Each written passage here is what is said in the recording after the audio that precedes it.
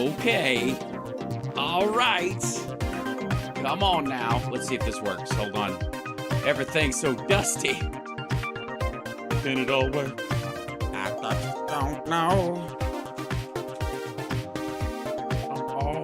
Where's the chat? Where's the...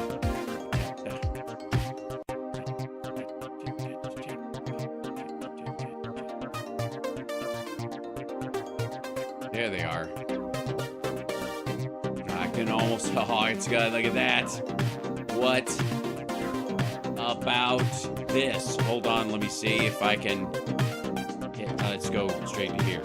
Is this what does it? Start to here? Hey, look at that. Oh my gosh. Hi. Sorry I haven't been on all day. Let me just start with the excuses right away, because that's what you came for. You didn't come for a show. You didn't come for me to do my level best to try and entertain and inform you. No, you want to hear my weird excuse for not having a show, other than it's a holiday, which I know I don't get. I understand. You're a boss that rules with an iron fist. I get it. I understand it. Thank you, Patreon people especially. I don't know if you can see this on my fingers. It's kind of a grayish substance. You see this? There's a little on my thumb or whatever. There's more of it on this finger. There you go. That's a thermal paste. That's all I'm saying. If you know, you know. And if you don't know, I'm so glad for you. I'm very happy for you that you're like, thermal paste? What's that for? Please stay that way. Just never have to deal with it. Next thing, the next step after getting thermal paste all over your fingers and trying to, get it off is solder on your toes, dripping solder when you're doing pap. Yeah, right. Somebody knows. Nuki knows. Nuki knows. Nuki knows what's up. Hi, everybody. Working on a rig. Yes, that's right. Oh no, yes, that's right. Oh, thanks, Liberal Dan, for the gifted memberships. Thank you. What a lovely way to start the year. By the way, hi, Happy New Year. It's actually 2024. And you guys said we'd never get here. Can I just say, yeah. Right again, Sparks. I am a little tired today, and I'm sure I look it. It was a whirlwind 24 hours. Got back from with my son, and we were visiting Grandpa and stepmom and real mom. In Kentucky, where I think many of you know that my dad has 2 labs. He had 2 labs. As of Friday, he has 1, and his oldest, Pete, was, as soon as we showed up, we got there early in the week. He was having seizures on the regular. He's a relatively large dog. Little dogs having seizures, it's, people who've had that kind of thing, they understand. It's, yeah. But when a big dog does it, it's a huge undertaking. And they took him to the vet, and God knows why their vet, I never met their vet, I don't know, but they didn't keep him overnight. That struck me as strange. Wednesday, I would have said, let him sleep here. We'll watch him through the night, fluid him up, all that stuff, right? And I'm going to try not to get weepy about this, but Thursday was particularly rough. And then Friday morning, we went to bed relatively late Thursday night, just hanging out, family stuff. And my dad woke me up at 5 o'clock in the morning on Friday. And it's just one of those moments where it's like dark in the room, and it's, the country, anybody live in the sticks out there? Anybody else? Like Michigan wins. Are you up in the UP? Like it gets dark in a way that city people don't quite understand. You know what I mean? Yeah. And so anyways, it's 5 o'clock in the morning. My dad just comes in the room and he goes, Hal, can I ask, we need your help real quick. We need your help real quick. And I knew that he wouldn't just walk in and ask me something like that if it wasn't important. And he goes, Pete's fallen over and he's had a seizure and now he can't get up. And they tried, both of them, my dad and his stepmom, tried to lift him up, to get him on his feet again so they could walk him back into the house. He was out, and they'd taken him, for his morning walk, and he was way out in the side yard, which also, if you live in the sticks, the side yard is not, oh yeah, the side yard. No, it's like, it can be a substantial distance. So uh, I went out there, and the poor thing, it was, it's cold. It's winter right now. It he was doing the that rolling shiver. You know what I mean? That where they just start just it's like it's achy. It was just you could tell. And we're gonna try to get him up into, they were like, can you lift him up and put him in the golf cart and we'll take him into the house. And I just picked him up and I had him, and he wasn't, how sometimes you'll pick up a big dog or something if they have an issue or something and they'll struggle to get, they'll kick or they don't like being carried like that. He had no strength to do anything about it. So he weighs about, 75, 80 pounds. I'm like, he's a big dog. So anyway, so I carried him across the yard and into the house, and they were like setting his, they were like, he had messed himself. So obviously my arm was covered in a lot of mess, and the poor thing. And so I carried him into the garage, and I'm like, let's just carry him into the laundry room, and I'll and put him down in there. At least he's in, inside. I don't want him to be in the garage just because we're trying not to make a mess. There's tile in the laundry room. It's big enough. Bring his bed in there and we'll set him down there. So I carried him up the stairs and into the house and put him down in the laundry room. And over the course of the next 12 hours, he was able to, he stood once, and he walked to the door because I think because my dad's wife was going to take the other dog for a walk, and he, like out of habit, he just stood up and his back legs were all shaky and stuff, and he was just, yeah, it was heartbreaking. It was just like, and he would have these seizures, and he would look around right before it happened, almost like he was hallucinating or something or seeing something. It was just, and they got closer and closer together, and the poor thing. And so um he's from a line of labs, hunting dogs that my dad has. And so they've been through this, a fair amount, but this, they're not planning on getting any more dogs at their age. So it's interesting. Like, I feel like pets can be like a chapter in your life. They, this is like, this 10, 12 year chapter of your life is bookended by the life of, like, your cat or your dog or whoever, right? And so in the life of that animal, when they pass, you also kind of make, I think it's, and I don't know because I'm not 80, but my dad is, and I think you look at hunting trips he went on with friends that are no longer here, that kind of stuff. You know what I mean? Where the dog is not just the passing of the dog isn't just the passing of the dog, but is the dog that witnessed his last time with his friends and stuff like that. So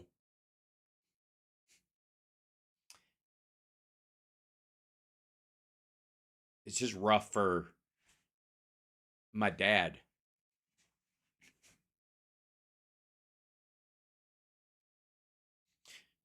And um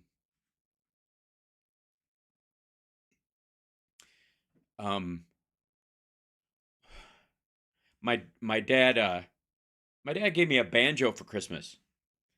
And I'll show it to you in a minute. I'll go get it. Um and and in true form, my dad, he gave me a card. And the card said, this is so, I don't think you guys realize what rednecks we actually are. But my dad said, the card the card said, there are 4 banjos in the living room. You can have your pick. Which is just, you know what I mean? It's just so, like, that's, if I could sum up my dad's, like, uh my upbringing and my dad and our our habit of collecting musical instruments, that would do it. This is card, like you get a card for Christmas. It just says there's 4 banjos in the living room. You can have any one you want. And he told me what they were before I looked in the cases. So there's 4 cases in the room in varying degrees of wrecked. There's from the fancy newish pretty case that's just been, which is probably in a lot of ways the oldest one, and because its case died first, you know what I mean? It's usually the oldest banjo is in the newest case a lot of times, and the least oldest is in its youngest. So thank you so much, Tawada. So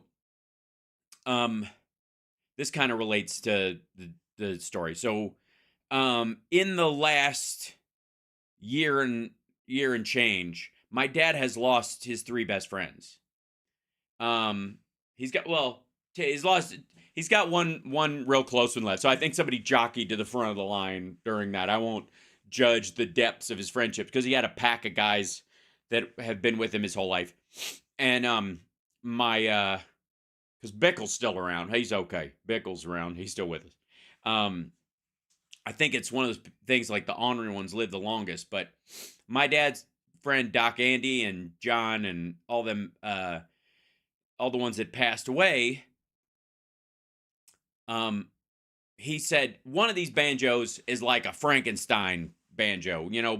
I refinished the neck, and this other friend, who did the inlays on it, and he hand did them with mother of pearl, and the Duteel refinished the front of it and replaced some of the pegs on it and stuff. And so it's kind of a Frankenstein one, but it's all the parts from this particular banjo are from the 1800s. They're from the late 19th century.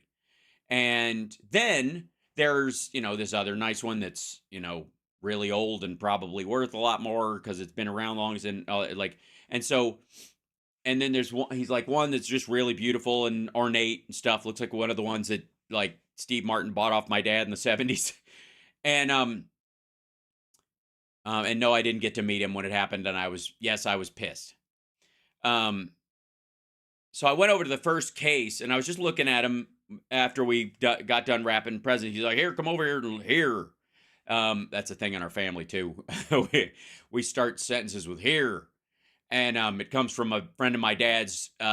We called the Heathine, and the Heathine earned his name. But he would always start things, "Here, settle down. Here, what are we going to do this? Well, here, where are we going to eat?" Like, it always started with "here." So he's like, "Here, let's take a look at these banjos." And the first one I opened up was gorgeous. It's so beautiful. Like, the inlays are beautiful. The body's beautiful. It's an old banjo, but it's just gorgeous.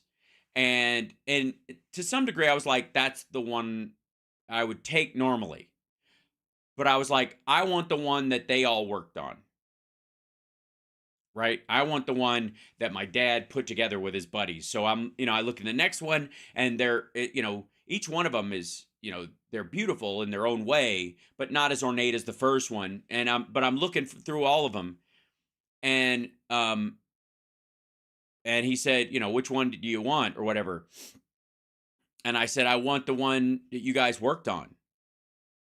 And well, I'll show it to you. Hold on one second. I'll let the chat come in for a second. Talk amongst yourselves.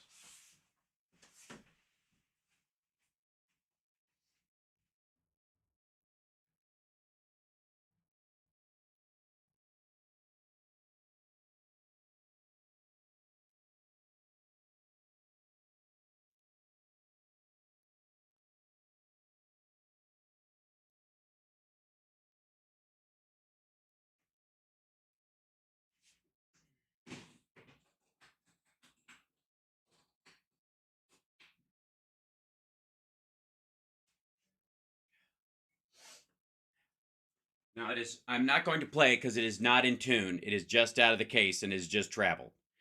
But this is the banjo. This is the one I chose. And you can see that this was not only the one they all worked on together, but the first one I saw that I kind of hoped would be the one.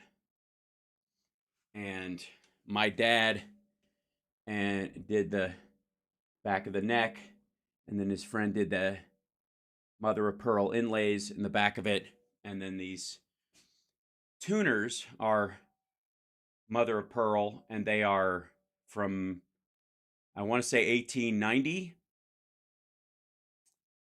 Um,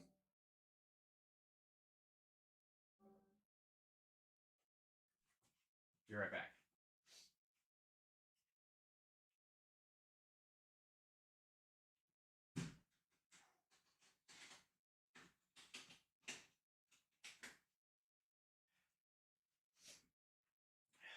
So, um, that's the banjo. That's the one. It's the one I was like, that's the most beautiful of all of them, and it's the one they all worked on together. And like, and I think like he's still got Chance's other dog, but Pete was there in the kind of transition between them getting Chance and the last dog Flint passing, where he was there for the last days of these guys that worked on that banjo with him.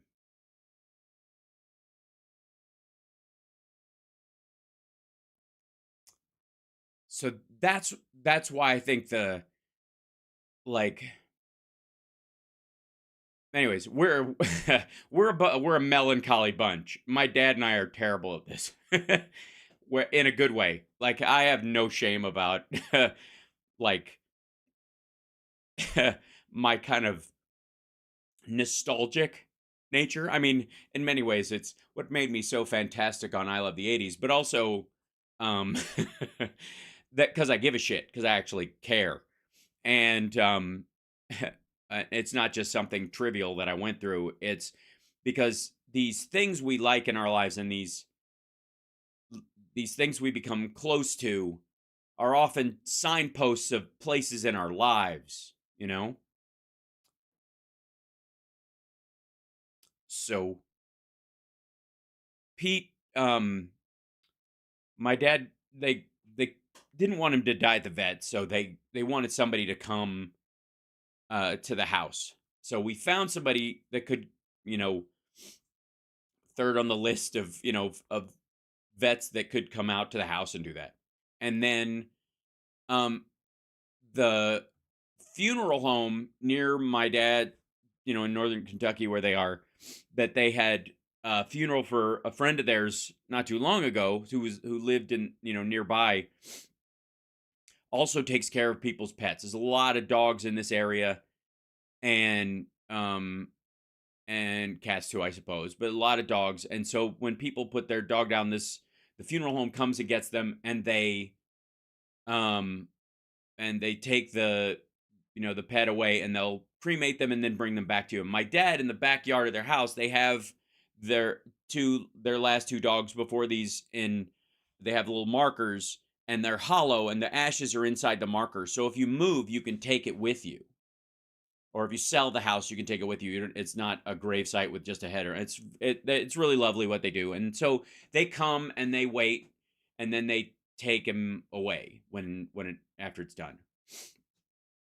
And so we all gathered around Pete, and I thought about like carrying him into the living room where it was a little like more homey, but that would have been just for us. So we all just sat on the floor of the laundry room with our hand on him.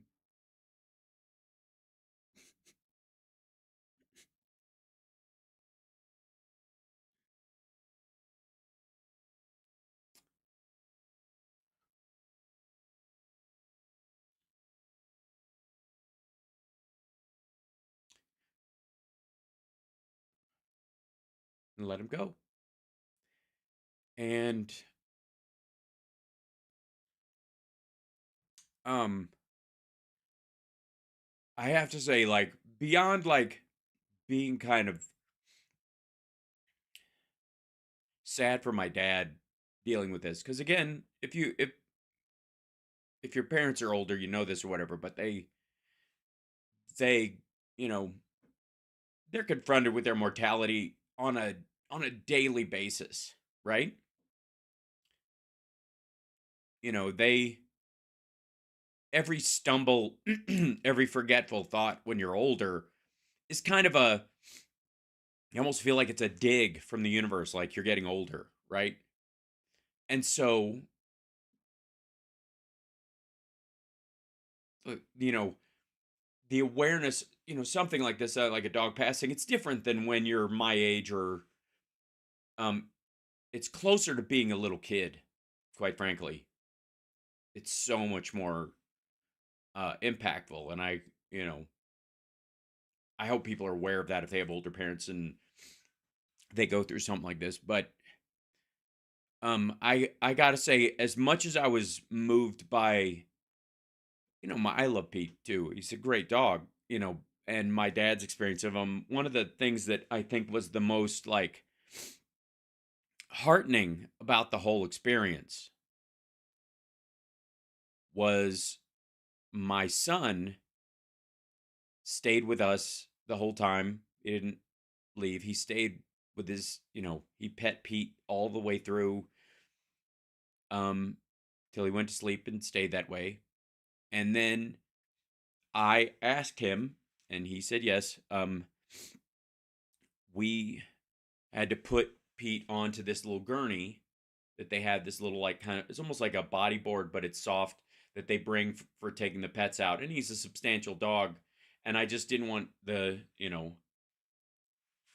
guy from the funeral home to have to kind of try to muscle it, or nobody else was going to do it. I knew I was going to do it, but I wanted him to help as well. And so Cam got a hold of the corner with the other guy and I carried half of it, and when we moved him over, I put Cam in charge of like making sure Pete's head was cradled,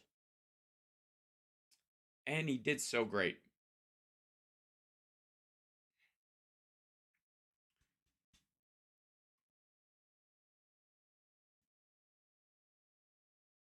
Like I was so like proud of him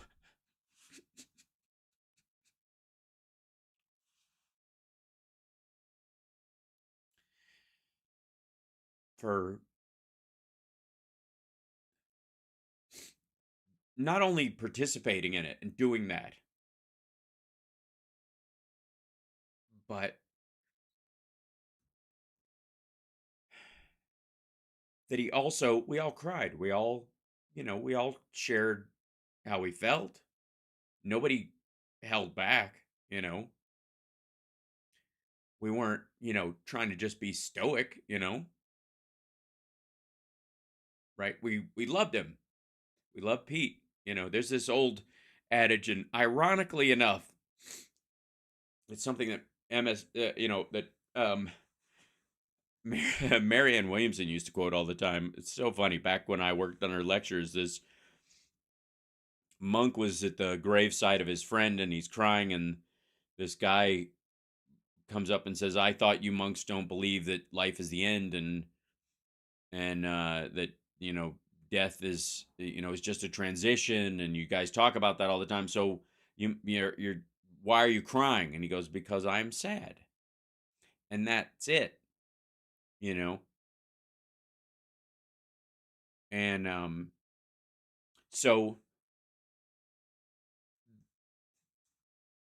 while we all cried a fair piece and got through it, you know, without hiding anything about how we felt or how, you know, the feeling of his last heartbeat, his last breath, those kind of things, if they don't impact you, I feel bad for you, I guess. I would feel sorry for someone who couldn't understand the sadness of a moment like that, right?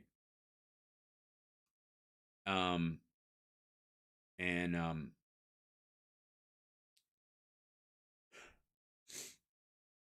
At the same time, still being able to get up and help everyone else through it. Yeah. Sorry, Cynthia. Thanks, Jinx Krug. So, so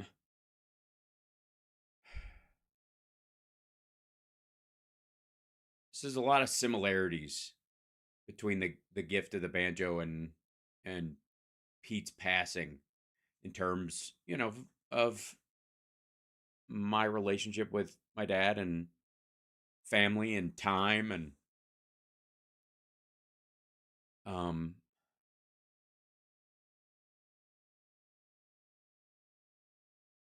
and what, I really felt lucky about it, was that it was a holiday of depth.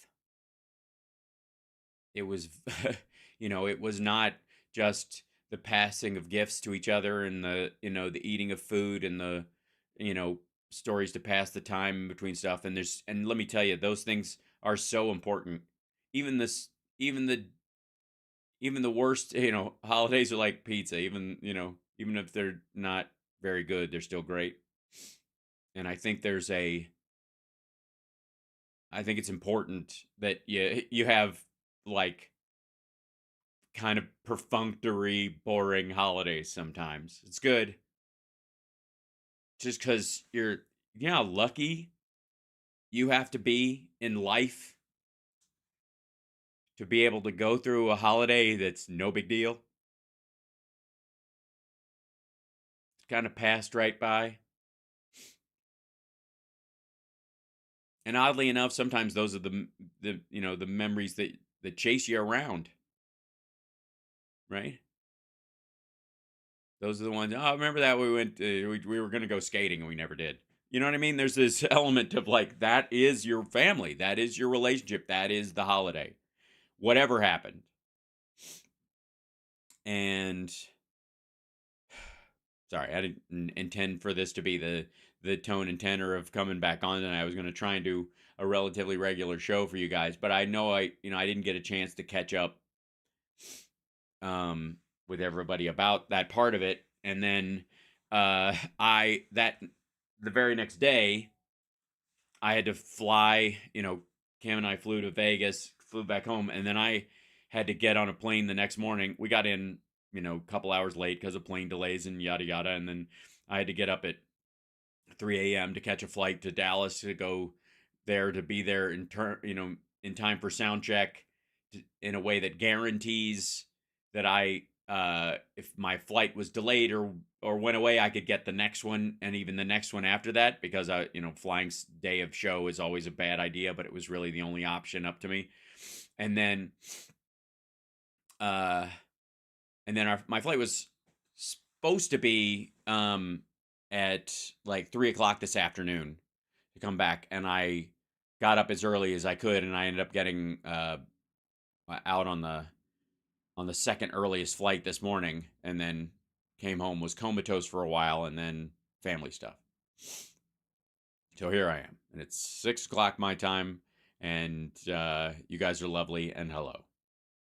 And I missed you guys, and I missed doing the show, and yes, the turnout for the Nerd Halen show was fantastic. It was so good. Our next show is, we're playing for Kings Fest for the LA Kings in February.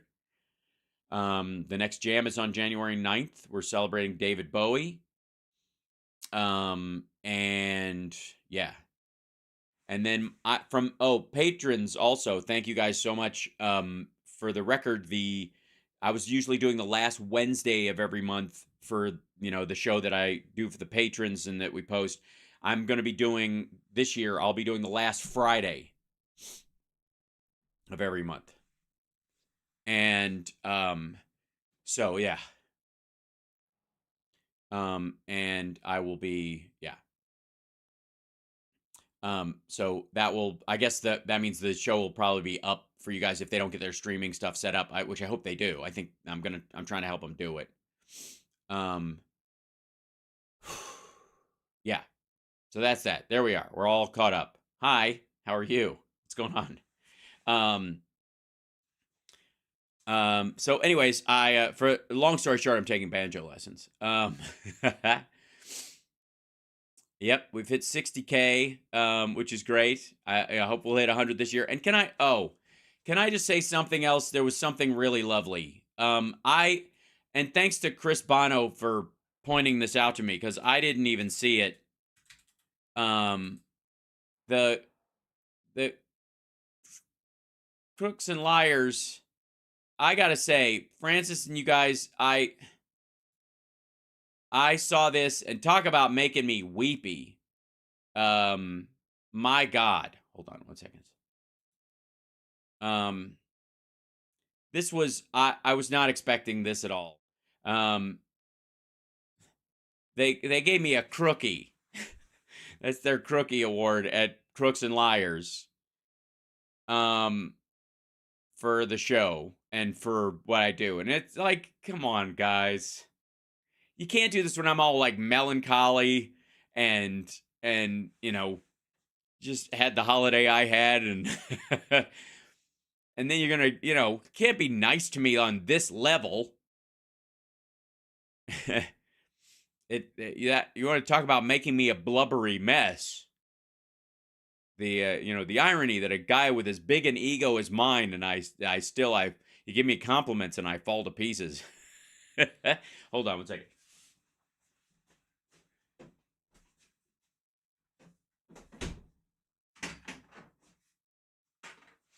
Yeah, so they gave me a Crookie Award. Isn't that nice? That's what it said. We can't watch a Trump speech without the Hal Sparks filter. And CSL, thank you for your thumbnails and all that stuff over the course of the year. And it's just lovely. And Francis, thank you so much. She said, these are the times that try men's souls and women's souls too. And when it's your job to see what Trump said during his last Griftathon, you definitely need some sort of filter to get through the rambling insanity. Enter Hal Sparks. During his twice-a-day YouTube, Twitch shows, Hal watches and break down segments and speeches, not just from Trump, but also Mike Pillow. I'm so glad she called him that.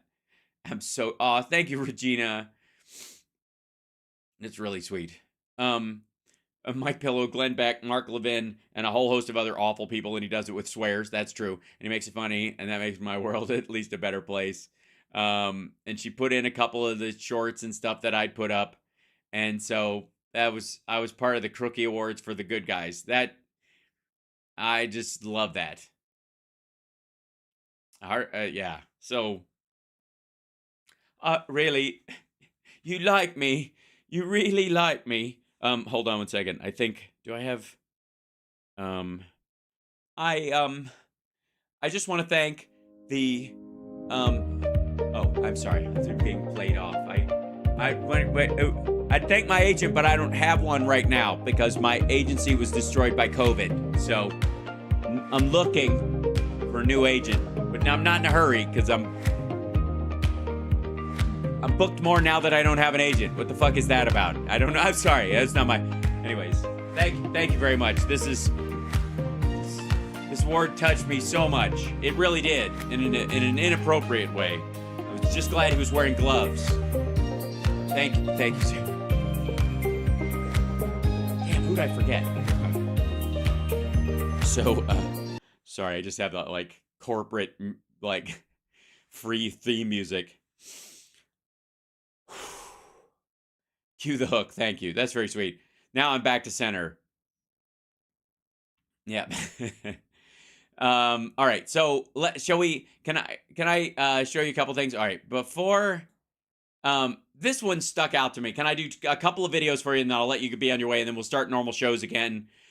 Over the next little bit, because I just felt like after the week I had last week and the stuff you deal with. And this whingy little turd and his look at this. This is the nerve of this guy to actually come. Hey man, you forgot to say thank you to me. No, I didn't. I wrote you a nice card and I said thank you personally. Yeah, but I like when you do it in public. Tell everybody. All right. All right. We love Ficus. We're, you know, and if he voted, we wouldn't like the way he voted, but he always forgets.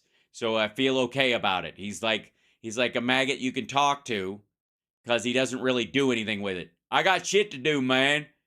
Hey, and you got to do a lot more than just fly around 6 more times with Jeffrey Epstein than we knew about to fucking get my vote, you creep. That ain't going to help. My couch is comfy. I call it the catcher's mitt of the soul. So you want my vote, man? You better trim your nails. That's all I'm saying. So thank you, Ficus, for a lovely year. You were fantastic. I'm sorry if I left you out. Hey, ain't no problem, man. You should do your shit, dude. I like it. It's a good time. Okay. So there he is. Now, before we get to that, though, can I get to an even whingier person? This dude. So Trump posted this, and I think he set a record for how many times you can say caucus. And if I start crying again, it will be with laughter because, yeah. So, and also, it's not you. He looks like shit. I've been on 14 hours. Yeah, I've been in airports or on planes for 16 hours over the last 36 hours. He looks worse than that. So here we go. Is it not playing? What's it? It won't play. It's just not gonna play on there. Oh, is that how it works? Is that how it works? Okay, hold on. Back to me. So I gotta do it with another browser because Truth Social doesn't like being. It has to be able to track your shit. These guys, man, I swear to God. Get up in there. Come on now. Paste and go. This stupid thing. And I gotta scroll down to this shit again.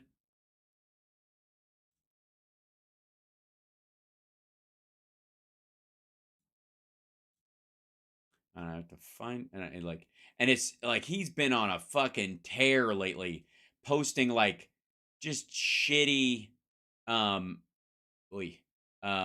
like articles about how they shouldn't be doing this shit to him, and like it's so lame. Like it's the most defensive crap you have ever seen. Okay, hold on. Yeah, we're almost there. Almost there. I'll find it again soon. There you go. Get in here, you dummy.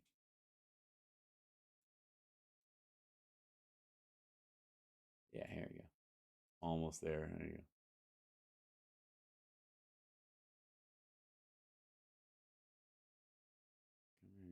All right. Where is it? It's so hard because it all looks the same. What's the one right before it? Okay, so it's right after hold on. I'm gonna move this over to here where I can look at it a little better. Okay, so I'll show you. His whole fucking thing is just whinge, whinge, whinge, whinge, whinge. And then weird. Oh, this is the Young Republicans thing, which looks like pictures from the fucking Shining. It's like the dinner theater version of the Shining. Your money's no good here, Mr. Trump. That's okay, because I don't pay for anything anyways. I always ditch out on the fucking check. Okay, it's after all this shit. It's down here. I don't know what that is. I call it the green new scam. Oh, yeah, so it's after this stupid shit. Here we go. Found it.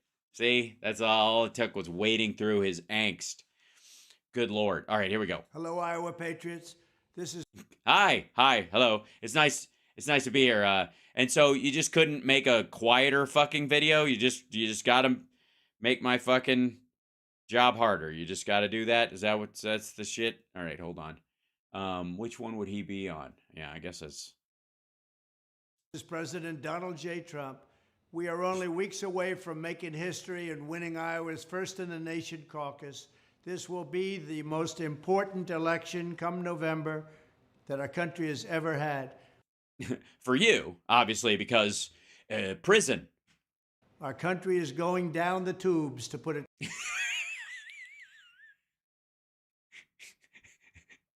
I thought we were already down the tubes. I thought we were in hell. Is hell at the top of the tubes or the bottom of the tubes? I'm so confused.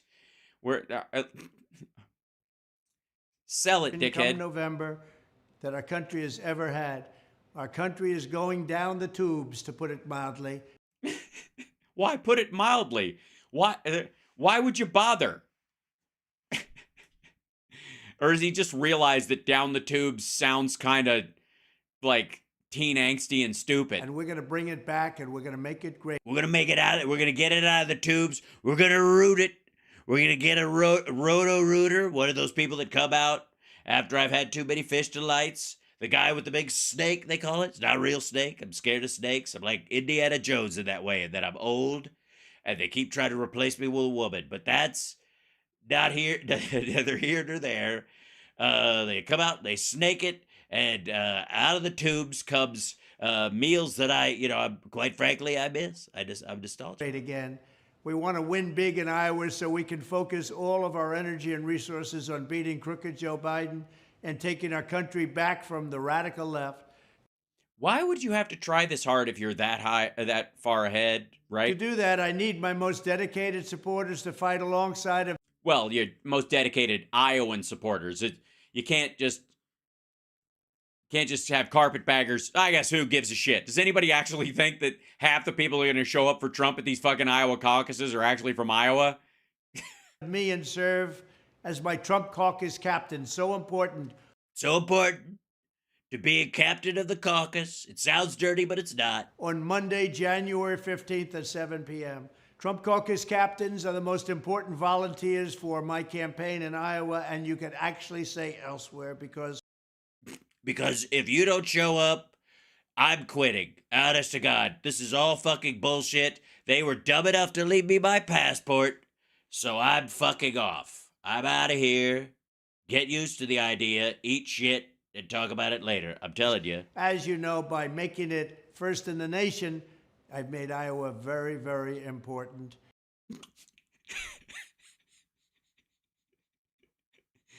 All the new skyscrapers are gonna be in Iowa. Everybody's like, Des Moines who? And I was like, you got to be kidding me. Trump Tower, Davenport, we were gonna call it Davenport Tower, but everybody keeps showing up going, can I meet Hal Sparks? He was great as Davenport at the Lab Rats. They say this, they say that.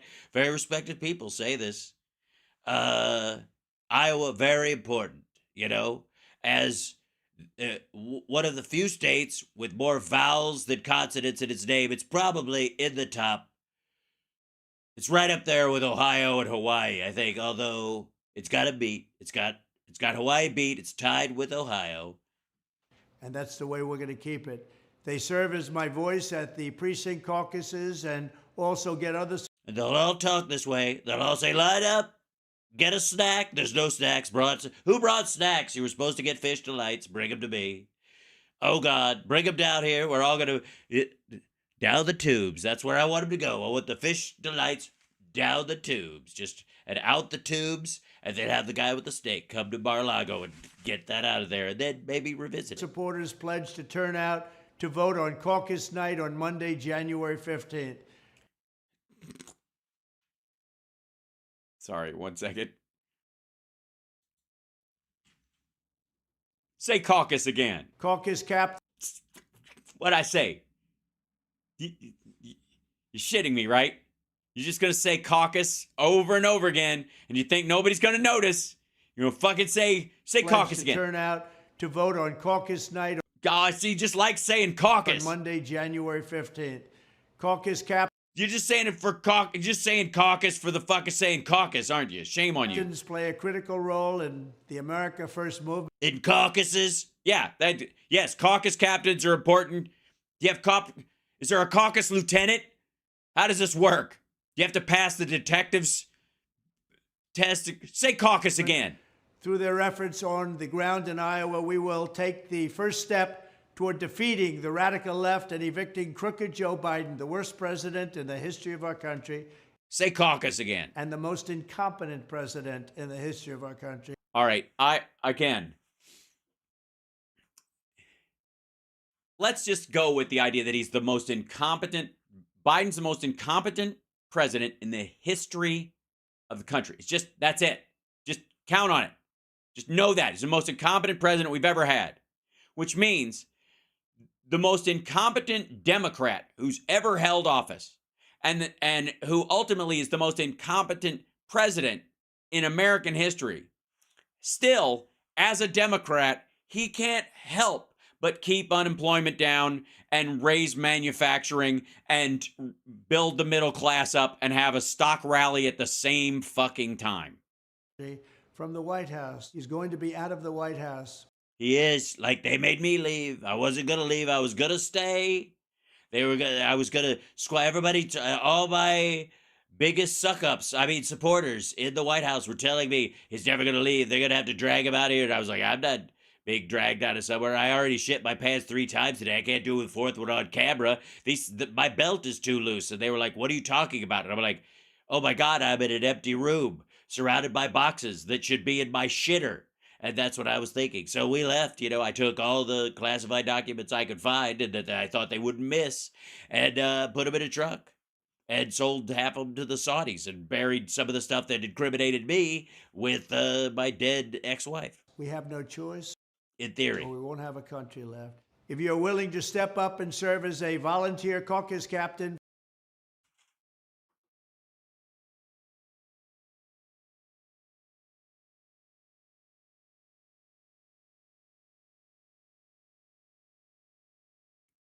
Say caucus again. For my campaign on January. Or anybody's campaign. It doesn't have to be for my campaign. Show up for Nikki Haley and then vote for me. It's a bit. It's a bait and switch. Eat all their food, drink all their liquor, glad hand all you want, and then come over and vote for Trump. I don't care. Oh shit! Really did it reset Hello, that Iowa shit? Patriots. Shut up. He's going to be out of the White House. Willing to step up and serve as a volunteer caucus captain for my campaign on January 15th. Visit ia.donaldjtrump.com to sign up as a... Okay, why is that painful? Why is saying a website address so painful? It's Iowa, so IA, that's the ia.donaldjtrump.com, whatever the fuck. Just say it.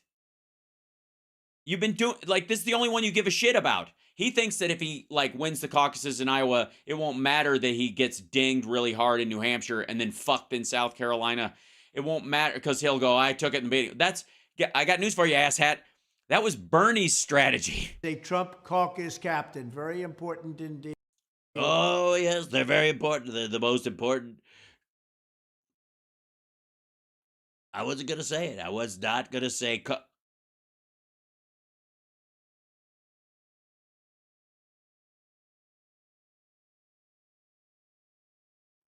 Caucus. I wasn't going to say that. You made me say it.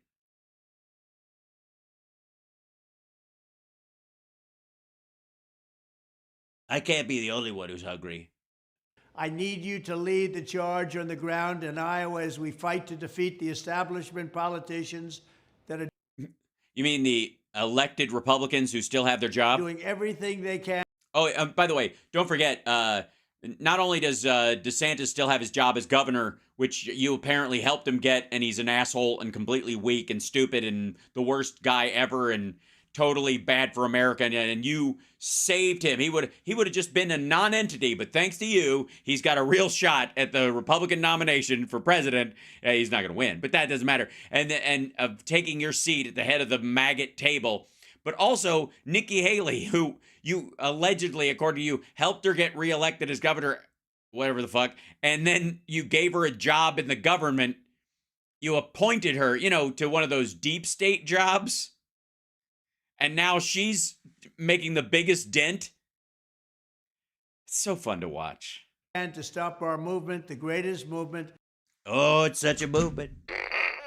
I have had the movements I've had. Tell you what, when there's a cool eastern breeze, you do not want to be Alina Habba on the west side of Trump Town. Because there's no escaping it. I bank shot it off of her and gave ass COVID to Rudy again, and Jenna Ellis got it, and she was on a cruise ship in the Bahamas. It just popped up. It's our movement. It's a powerful movement. It's moving. I am moving on up, Mary. I am moving on up. to a deluxe apartment that's actually 22, 13, 10,000. All right, if I don't count the elevators, it's 8,000 square feet. Son of a bitch. Mm. Oh, fish delights, why must you treat me so harshly? But I love you. In the history of politics in our nation. Yeah, no. Dude, we had the civil rights movement and suffrage and fucking like the Civil War. Fuck out of here. Remember, in the end, they're not coming after me, they're coming after you. And Wait a minute, who's coming in your end? What happened with that? I was not aware. Does anybody know? Moon River. In the end, they're coming. You say? Drop your shorts and bend over, Mr. Babar. I see. That worries me. Okay. I just happened to be standing in their way. Well then, why don't you just move aside and let them fuck up who they're gonna fuck up at a certain point? You never gave a shit before. Oh, I know why you won't move aside. Because you're afraid if you do, they'll still follow you, and you're like, oh wait, why are you still? I'm not running for office anymore. Oh, these were real crimes. I see. This is why we must win in Iowa, end the Republican primary quickly, and move on to beating. The fact that this fucker has to have one. I mean, people can bitch about Biden and not fucking RFK and fucking Marianne and all their bullshit, but he's in office. Biden's actually in office doing the job. We don't need a primary. Like, it used to be that you would primary somebody if they were just fucking off kilter, fucking up and you know, like, he's nailing it. Infrastructure, the rescue package, student loan relief, all this shit, everything he can do, he's fucking doing. And these assholes still think they have to run against him. And meanwhile, this dickhead had 98% of the Republican Party behind him in 2020, and now he's down to 50 fucking percent everywhere. Half the party is like, anybody. Joe Biden so we can make America great again. Thank you Again. very much, and God bless you all. He's had some very, very religious moments lately. Help President Trump win Iowa, become a Trump caucus captain.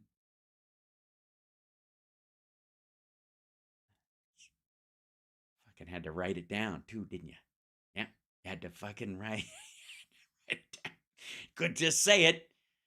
Had to fucking write it down. You had to write caucus right there on the screen, and think I would notice.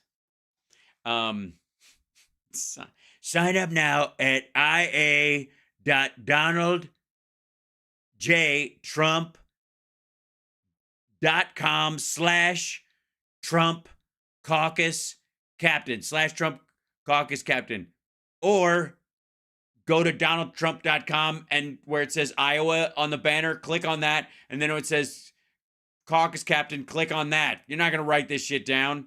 It's over and you dropped your pen. This is not happening. That's, yeah. Paid for by Donald J. Trump for President 2024 Incorporated. So let's be abundantly clear. This motherfucker is running his campaign as a business. It is a business. Oh, you want to see? Oh, okay. So, chat room, hi, I love you guys. Let me show you something real quick while we're on the subject of complete assholes. All right.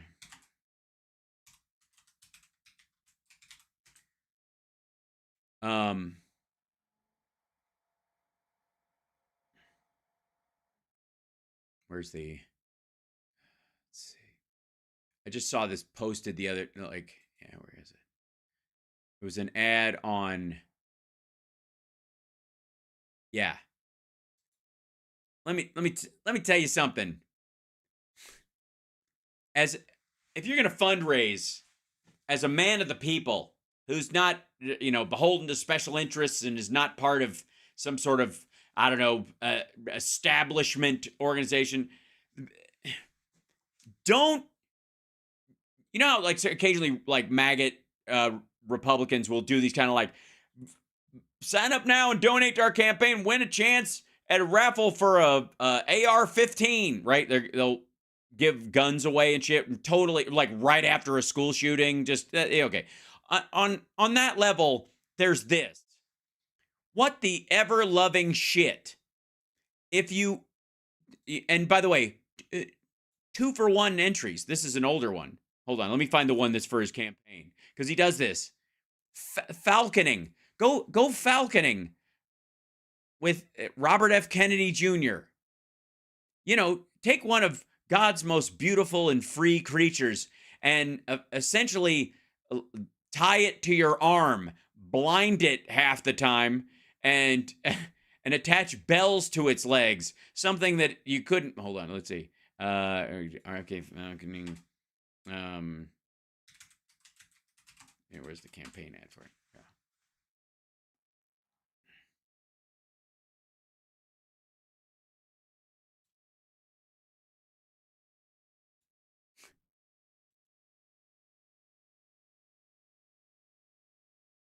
Yeah. He does this all the time. Like, this is the. Oh, sorry. 1 second. This one. Nothing says man of the people like falconing. Good Lord. I'm honest to God, like, who else falcons? But except maybe shakes? I'm not kidding.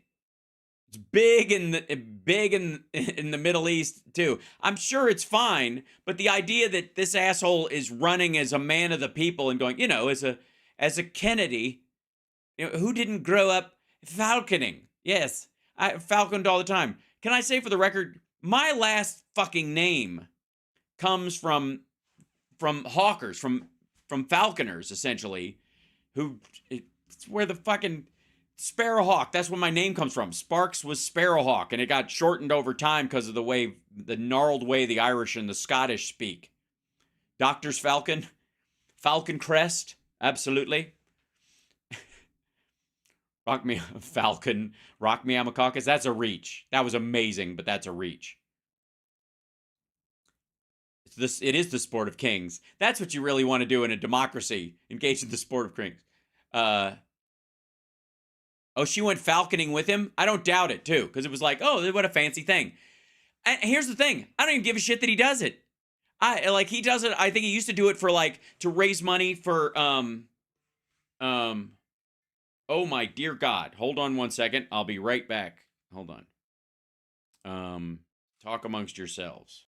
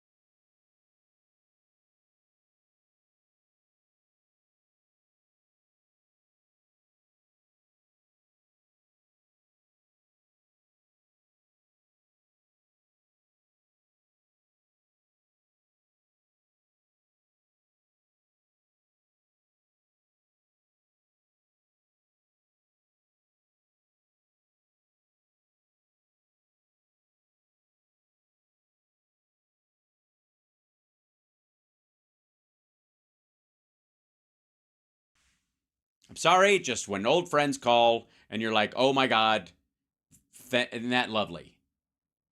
It's just something you got to do. I'll tell y'all later.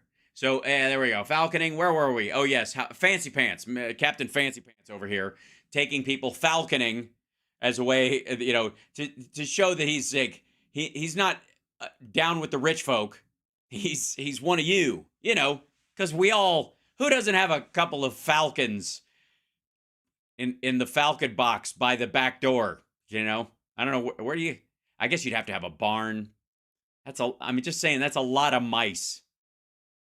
That is a lot of, like showing up at the rat store again and going, how's the falconing going? I don't know. I'm trying to get him to stay, but you're going through a lot of rats. I'm just saying. Well, yeah, I nailed him to the barn door and he's had trouble getting him off, but I want him to, I'm trying to get him inside there, and it's just really difficult. Do you have any heavier rats?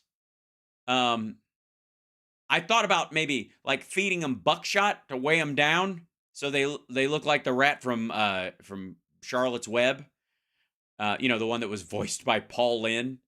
A fair is a veritable smorgasbord, orgasbord. So that was a deep track. I apologize. All right. So anyways, that's that asshole, and then of course this dummy.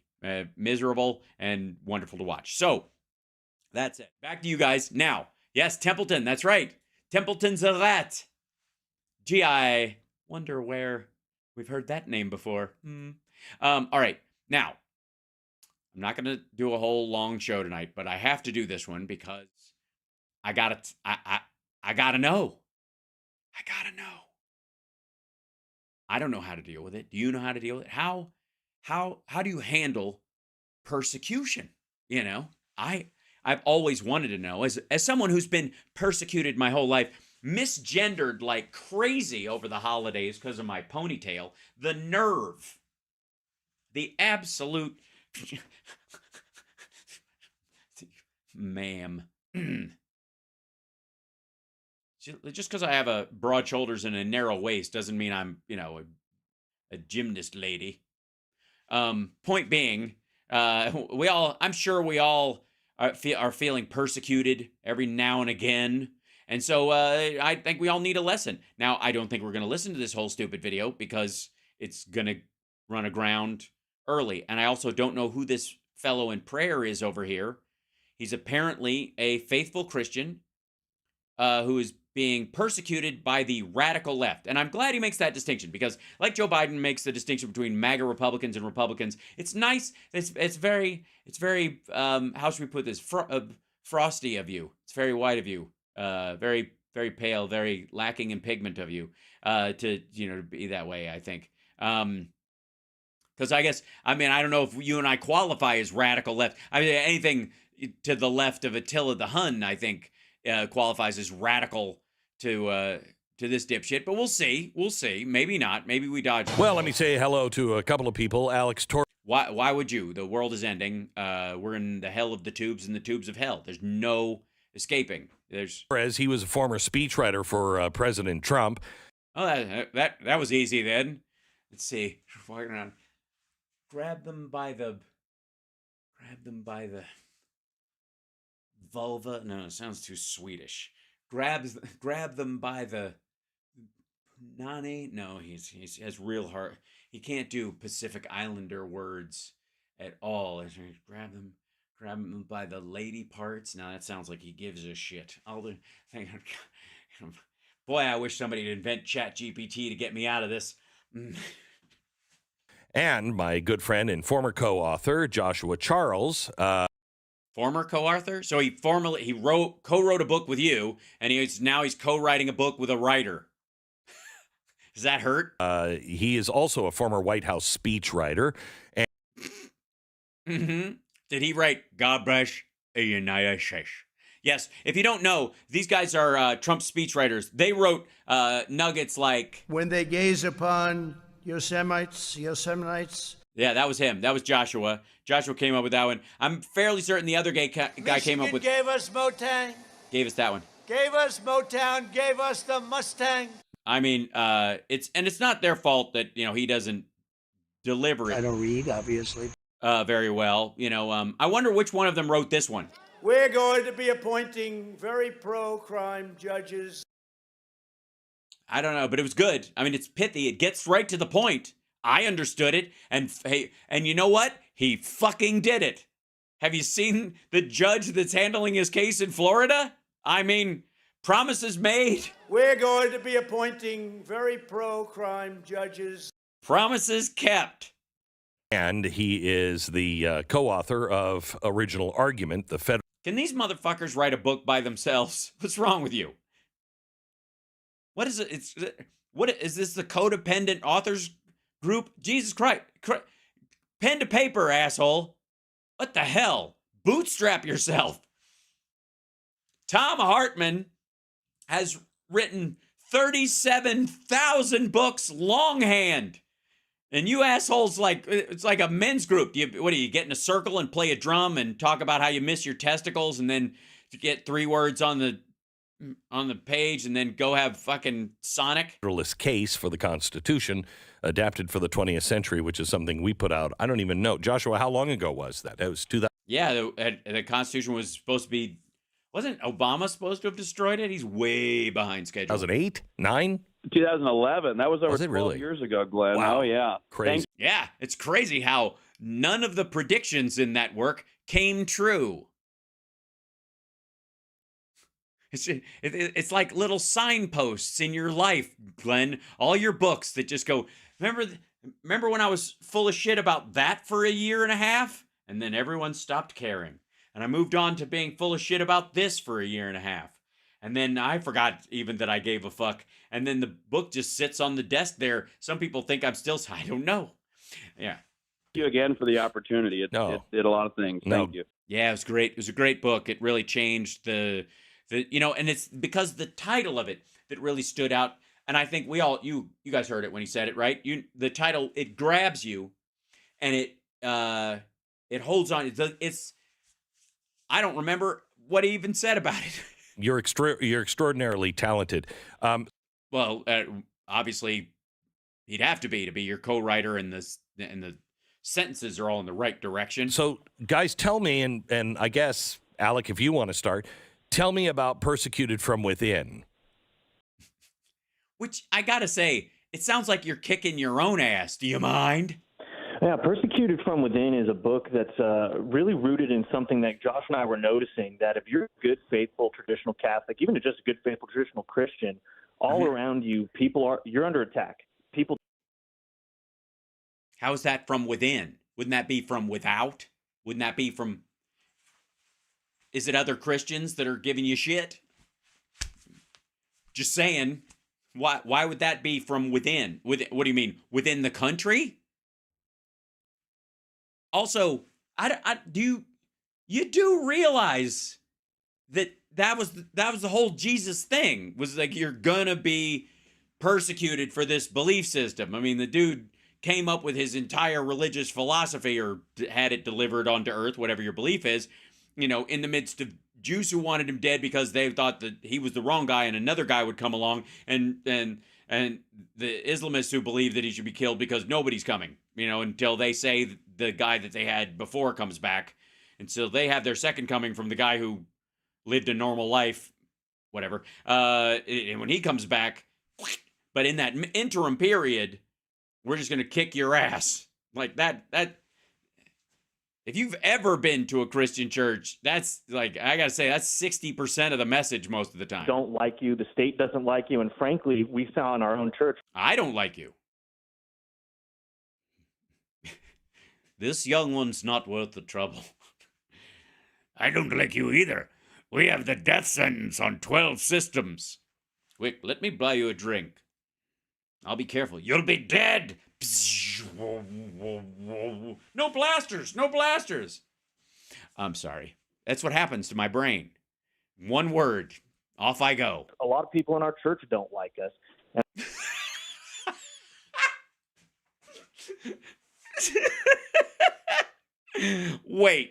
Wait, stop.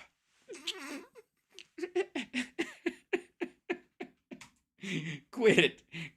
You did not? State doesn't like you, and frankly, we saw in our own church, a lot of people in our church don't like us.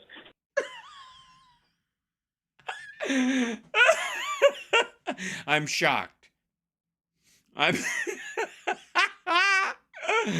Oh, you suck. God, you're telling me that Christians who kind of, as part of the gig, have to love everybody, don't like you for some reason. I'm going to go out on a limb, Alec, and say this has very little to do with religion and might have everything to do with your fucking shitty personality. Just gonna to throw that out there.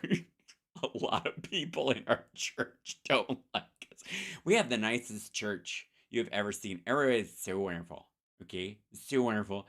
And it's lovely.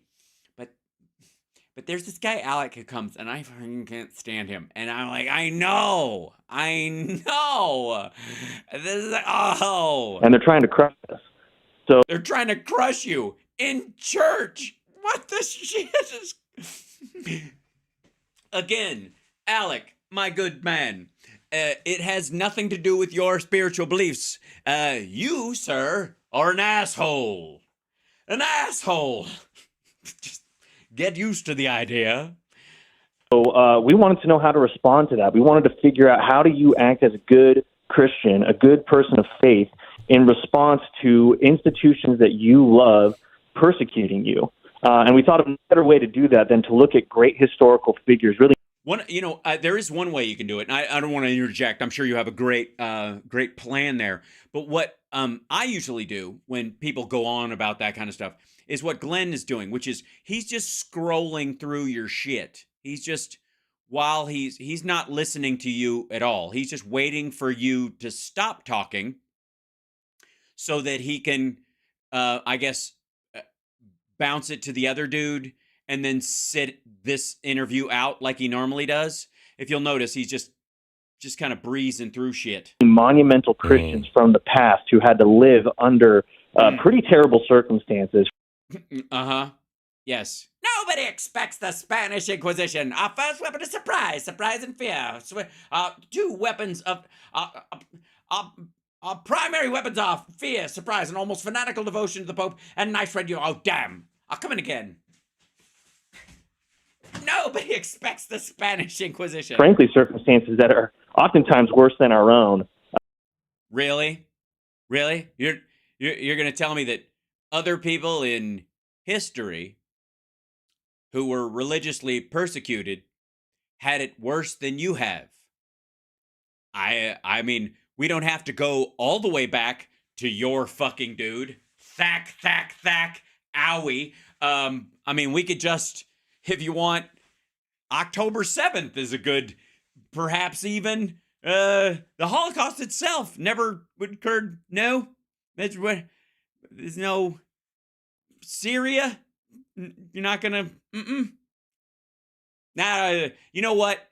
Hey, what hurts worse? My broken thumb or your broken leg? My broken thumb, because it's my broken thumb. That's how feelings work, sir. Please tell us how tough you have it as a former speechwriter for Donald Trump, who goes to church and everyone hates them there. And learn the lesson straight from them.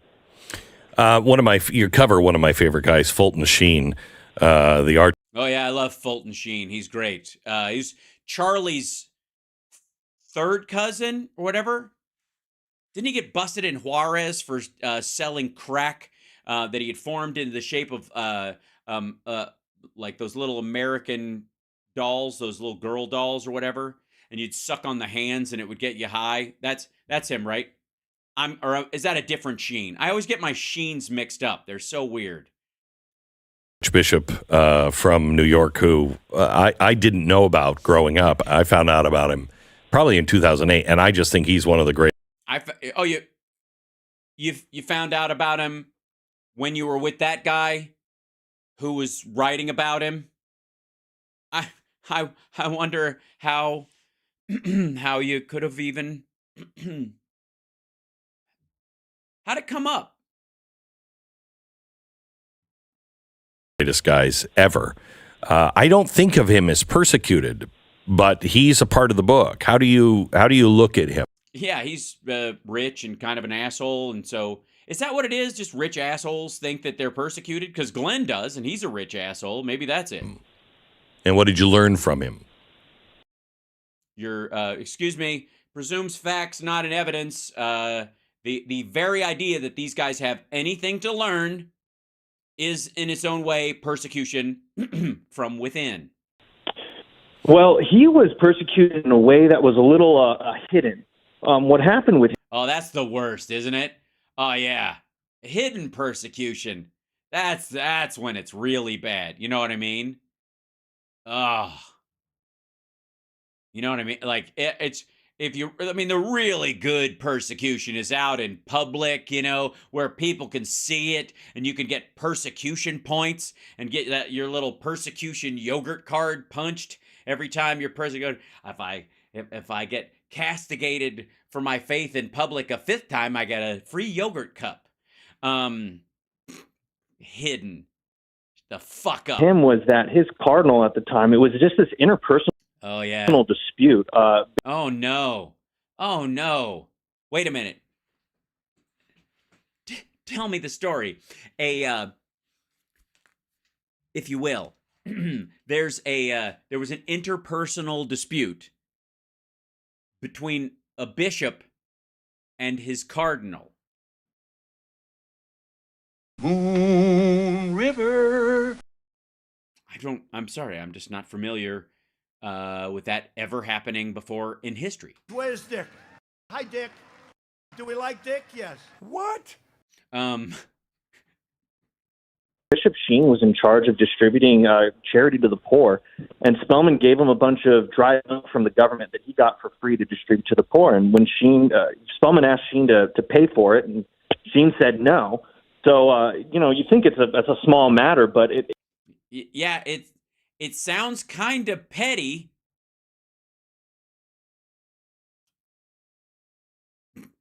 So powdered milk. God damn it. Now I got to go listen to Lake Wobegon again. Does anybody know the powdered milk reference? I know you guys have to. There have to be somebody in our chat room smells like patchouli and knows exactly what I'm talking about. Hi, Chris. Yeah. Let me, if I may. Yeah, Garrison Keillor, right. Let's see. I'm going to try and find it.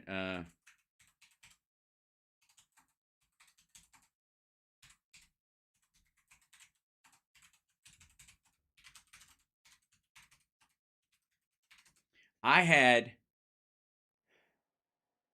Yeah, where is it? Oh, it's so good. Yeah, there it is. Holy shit. I had this shirt. I used to wear it in high school. Now I got to get another one. God damn it. All because of these idiots. I'll show you. This is powder milk biscuits. That's right. There you go, Schmoopy. Heavens, they're tasty. Has your family tried them? Right. That was from Lake Wobegon days. And by the way, the joke being, if you're not familiar with the process, if you tried to make biscuits with powdered milk, they would be like hockey pucks. They would be like concrete. Yeah. Right. I just like now I got to get another powdered milk shirt. I had one of these. My dad got one of these from like NPR in Chicago from Lake Wobegon. He's probably got it someplace. You snorted powdered milk. You are hardcore. Yeah, it's a serious lack of fat. Yeah, absolutely. So I got powdered milk when I was a kid. That is true. Government program delivered to the house. We didn't get cheese, though. Interesting. I always heard about government cheese being a big thing, but we definitely got powdered milk. A lot. And you have not lived until you've had powdered milk made with creek water. Boiled first, obviously. We're not heathens. Yeah. You're welcome. All right. Back to where we were. So, Petty story from these dickheads. What were you saying? It seems like a little thing, but it's so not. You know what I mean? I think of it as a Jesuit microaggression. And by the way, can you believe these delicate motherfuckers? Ugh. It actually made the Cardinal livid against Sheen. And oh dear, he was livid, was he? It is pronounced Crick. That is true, CSL. He vowed revenge, moved him out of his position, cut him off from his TV program, and sent him. Oh my God, not his TV program. I don't think there is a better example of assholes who maybe, I'm just going to say, maybe the people in this guy's church hate his fucking guts because he is not just an asshole, but he is ungrateful for what is okay in his life. Like, he absolutely takes all is at the essence of both of piety in many ways being humbleness, which is a form of gratitude to God for the life that you have. And this mix of like other people should put up with your shit, and if they don't, somehow you're being attacked. Good Lord. This guy's the perfect example of him. And no wonder Glenn's having to work in Rochester. He was totally ill-suited for his role. Oh, dear. Ill-suited. Oh, no. Please.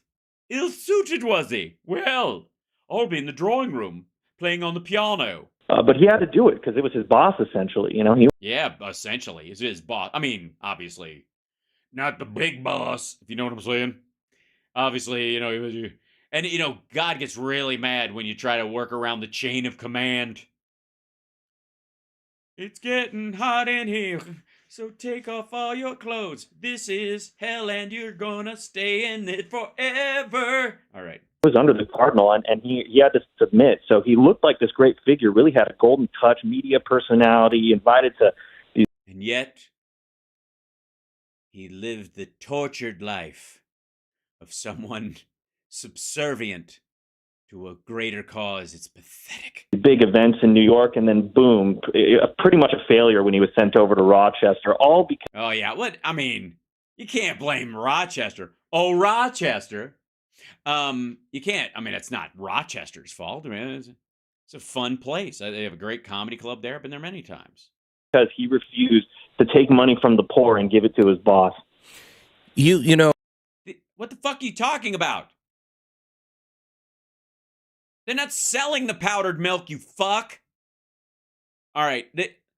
It took him this long in this story to get to the point where he actually doesn't understand how charity works. Motherfucker, people aren't paying him for the shit they're getting from the hunger program. They just get it. It's the parishioners in his church that pay for it.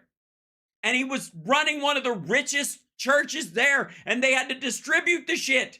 And he wanted more of it because he was using it to build his media cred by handing out all this shit. And the guy was like, look, if you want to get in front of the line, you got to make a bigger donation to the bigger church because we're housing all this shit and we're trying to move it all around and make sure there's enough for everybody. And you want an extra helping of it, you got to fucking tie to the bigger church or we're not going to do it. And he's like, but you don't understand. My rich Upper West Side Manhattan church, you know, that's for our building fund.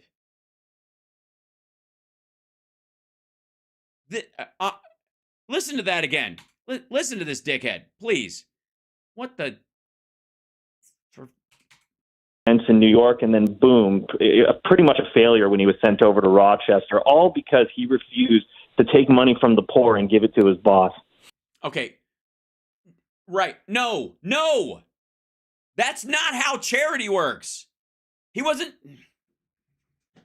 And by the way, I would like to say for the record, if you are a bishop who is selling food to the poor, you are a failure.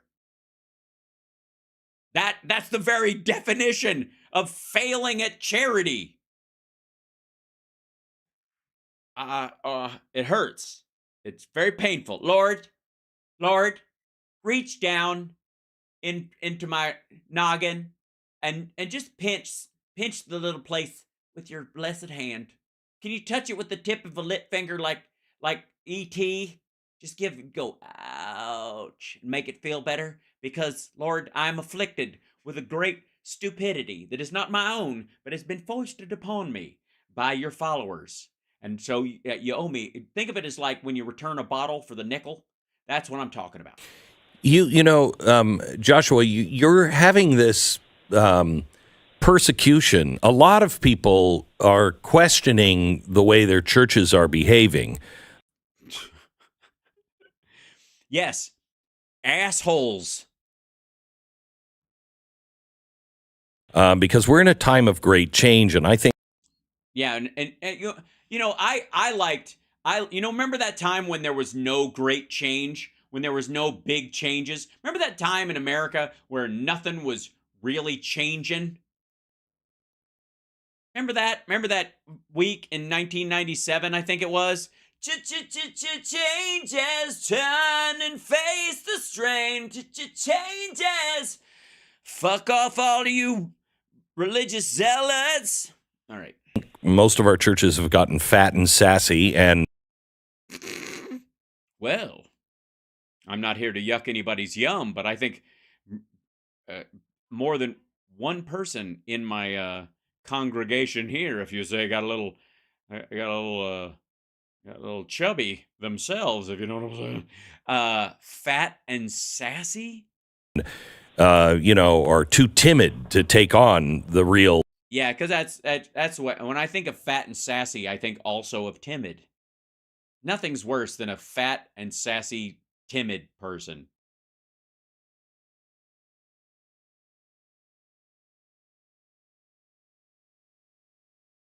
No, I'm okay. Okay, that didn't make any sense. I was trying to make it make sense, and I was getting a cramp.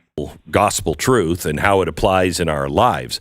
And so, such as? A lot of people in a lot of faiths are. Yeah, most, probably 70, maybe 38% having this problem.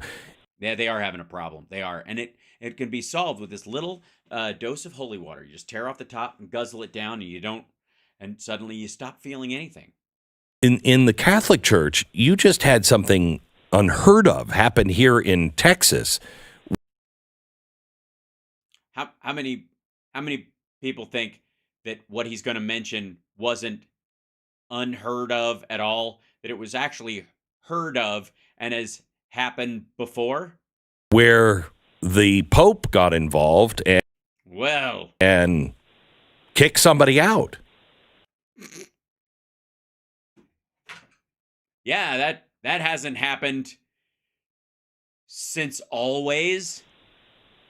Yeah, Bishop Strickland, who is actually a friend of mine. By the way, Bishop Strickland, I always wondered what happened to Mr. Strickland after he left Marty McFly's high school. The idea that we're in the timeline where he became a Catholic priest scares the living shit out of me. And until they film Back to the Future 7.5 beta, I'm never going to be able to figure this out. Wow.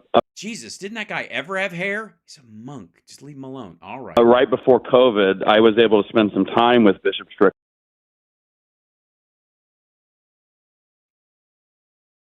Good for you. In what we Catholics call Eucharistic adoration, where we pray. Tell me more. Before what we believe is the body, blood, soul, and divinity of our Lord in the Eucharist.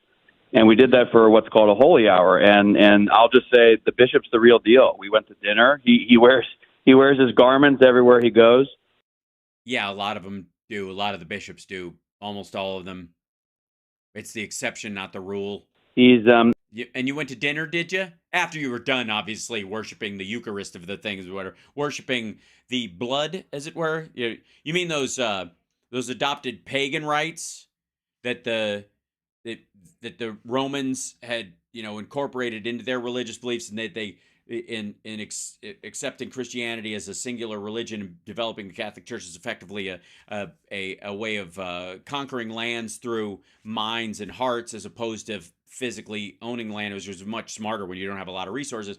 They still incorporated a lot of that shit. Don't get me started on all the the Yule log, not a log. I don't have a log, but it wouldn't be the Christmas season if the stores were any less hotter than they are.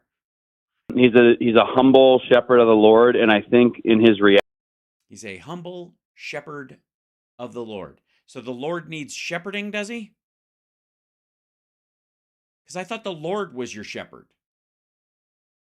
How many? I'm just saying, too many shepherds spoil the flock, and you know how I mean that. reaction to the situation, we see how many of the saints that Not even listening. Just look at the scrolling. Look at that. Look at that shit. This is hilarious. Hold on. Back the fuck up. While he's talking. think in his reaction to the situation, we see how many It's like a fucking rabbit. of the saints that Alec and I write about in this book Like somebody like they taught him to like push a button for a food pellet. reacted, and we cover about 2,000 years worth of saints, and In one dinner. Bishop Strickland has asked Catholics. He's asked them pray for Pope Francis. He's asked them to not engage in reviling, but he's also spoken the truth about some of the issues that are going on in the church. And frankly, that's the sort of behavior that many of the saints engaged in this book. One that comes to mind is St. Athanasius, who was a great bishop of Alexandria. He was reviled and booted from his diocese multiple times. He was exiled 5 times from Alexandria. And he never got the hint. There was one time some soldiers were coming to pick him up that had been sent by the emperor, who was coordinating with some Arian bishops, and he just barely made it out. He basically covered his face and snuck through a crowd and escaped. Oh, so he didn't wear his stuff all the time then, I guess, technically speaking. Unlike your Bishop Strickland, you're a slacker, Joshua Charles, and your dad was a slacker too. No Charles has ever made anything of himself in the history of the Catholic Church. Yeah, well, history is going to change. And so there's some pretty harrowing stories. And Athanasius, The harrowing story where he snuck away, because he went against the monarchy. That's tough. Has that ever happened to anybody else? I don't really recall. I'm not a big fan of history, so the phrase was Athanasius contra mundum, Athanasius against the world, and he you and me against the world. So he's basically a show tunes bishop, is what you're saying? found support in Rome, and in other parts of the world, particularly in the West. But he stood firmly for the truth, unwaveringly. But to do so, he had to experience persecution from within the family, as we say. And that's one of the great lessons of these saints, is that to follow Jesus says we must take up our cross, and the cross includes not only being attacked from external enemies, pagans and heathens and whatnot. You're welcome. But from members of the family, so to speak, within the church as well, as Jesus himself was from. And so, did they tell you? I missed? I've only read the Bible all the way through twice. I might have missed the part where he tells you to complain about it all the time. Is there a part in where you just kind of bitch, and that's and wailing and gnashing of teeth, something like that? Judas and the denial of Peter and many.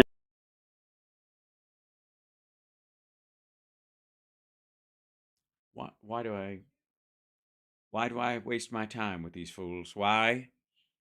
Say that again.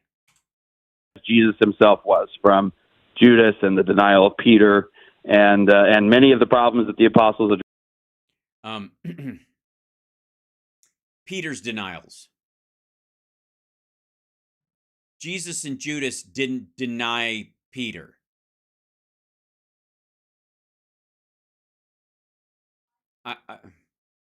If you're gonna put yourself forward as like an expert who's written a book about that, like Peter's denials, he denied it. The cock crowed 3 times. The rest of the early church.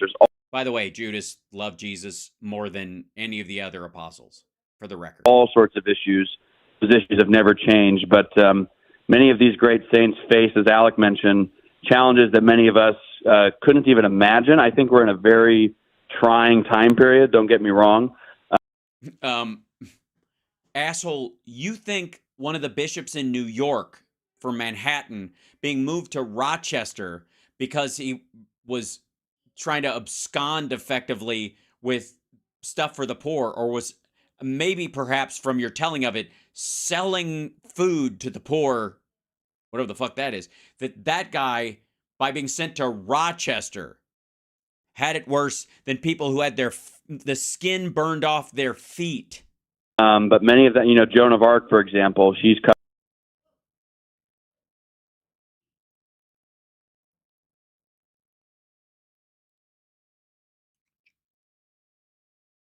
Joan of Arc. covered in this book. She was a lay woman, and Well, I don't want to talk out of school, but I heard the same thing. she was killed. she was Really? I'm not familiar with that story. So you wrote it down, did you? unjustly brought to a trial. Her canonical rights to appeal to the Pope, for example, were denied. And as a result, she was executed. But she went to her execution faithful, praying to God, and she remained Catholic. And so she also remained dead a lot earlier. She had a horse as well. I would have just said, there's a little bit of like, Lord, I held fast to my faith in the face of the torture. When they came for me, I stood fast and I held in your word, and I said, I will not denounce you. And now I'm dead. Thanks a lot. Like, asshole, your horse was right there. I even made the fucking thing go just right at the right time. I was like, get on the I can't tell you to get on the fucking, get on the fucking horse. The horse is right there. What am I supposed to do? I sent you a horse. Yeah, the horse, get on the horse. You were looking at them. You could have kicked their asses. You had a sword. They had curvy arrows. I would have made them not hit you. Just get on the fucking horse. No. That's the great story of these saints, is that they do things that are quite literally otherworldly.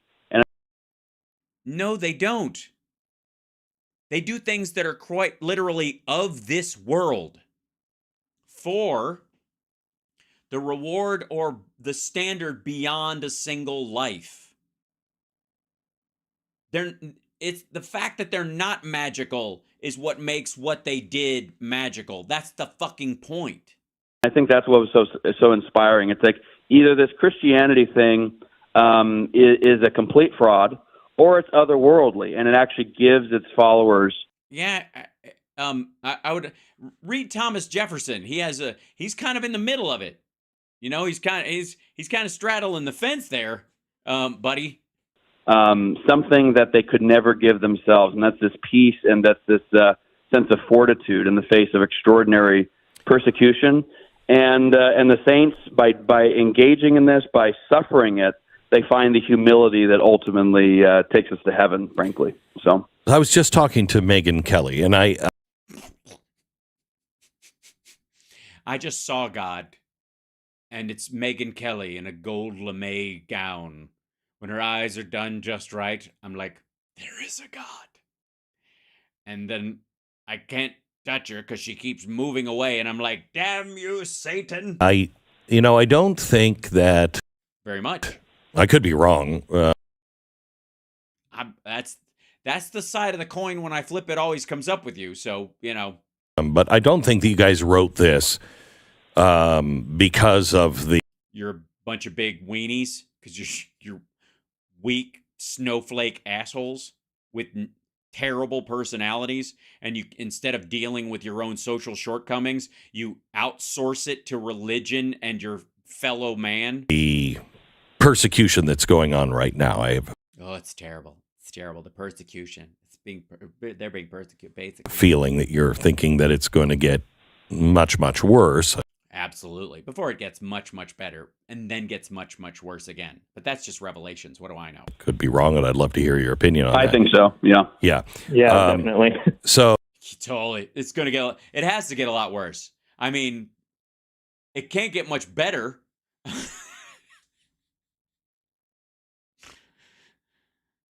Megan and I were talking about, like Megan and I talk, we do our thing. We're doing our. She's sitting there in that skirt, and I almost spilled my milkshake. You know what I'm saying? what's coming. They put Donald Trump in jail or whatever. There is going to be a moment where people have had enough. And Yes, of this forgiveness bullshit. Trust in the Lord, forget it. Trump is in jail. If he can go to jail, there is no God. when that happens, The weakness of your faith will become abundantly clear to you. persecution and the government will just come down hard. So what is Why?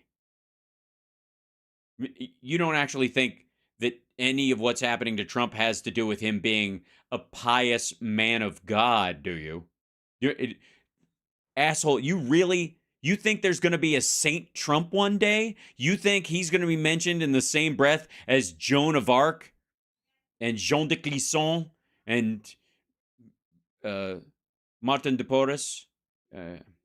I'm from Spain, but I'm named for a Peruvian saint who gave up everything and went to live in the woods in the nude. what is the things that we can pull from your book that tells us what to do and what not to do? Yeah, because I need if you could write it out in kind of a sermon, maybe, make it exciting, put it on a mount or something, and in it, have a list of things about how I should behave in it, because I really don't know. And then, I don't know, maybe some commandments for the really basic stuff. I just wish there was something with that, you know what I mean? I think when we're facing, a lot of institutions turning against us, perhaps most terrifyingly our government here in America, because Are they? The government's turning against you? Tell me about it. While you're a published author who was a speechwriter for the president, talking to a multimillionaire in his weird compound with his fucking sidekick who gets paid to say nothing or kiss his ass all the time. Tell me about that. Yeah. amount of power that it has, and we've seen attacks on religious people, especially Catholics, even just within the past few weeks, frankly. It's holding on to the truth, especially the truth of our faith, matters more than anything else. Yeah, but that would entail, like, love your enemies, turn the other cheek. Is that what you're talking about? Because it does. I gotta say, it doesn't really sound like that's what you're talking about. I'm just saying. Strength that can overcome any of these difficulties. When other people are These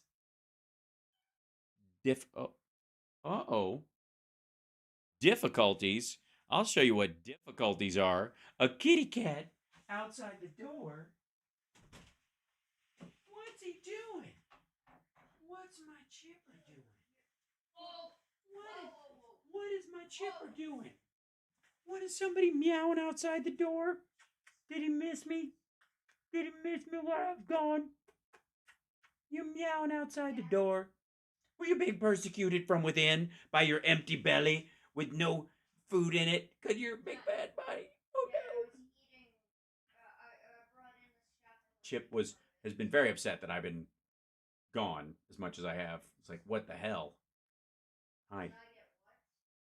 Where's my boy? I missed you. Okay, I'm done. Yes, it came to rescue me from the show. So I'm gonna take you up and we'll get a snack in a minute. Okay, buddy? You okay? All right, we'll be there. All right, I'm gonna go feed him and eat something myself, and I'm gonna have a regular show tomorrow. I'm a little emotionally and physically spent, so I love you guys. Take care of yourself and take care of somebody else. And I hope that if in some way I can help you through these persecuting times, and if we're all lucky, we will make it through this persecution. I can barely say it. This persecution to a time when we can truly, well, I guess, live through the tribulation, which will be hell on earth. So, but we're not there yet. We're just going down the tubes, and it's like a water slide, and we're having a great time. Oh, the joy.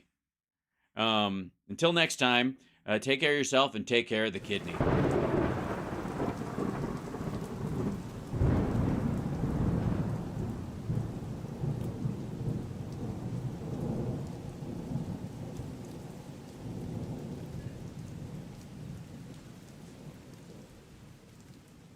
Mm-hmm.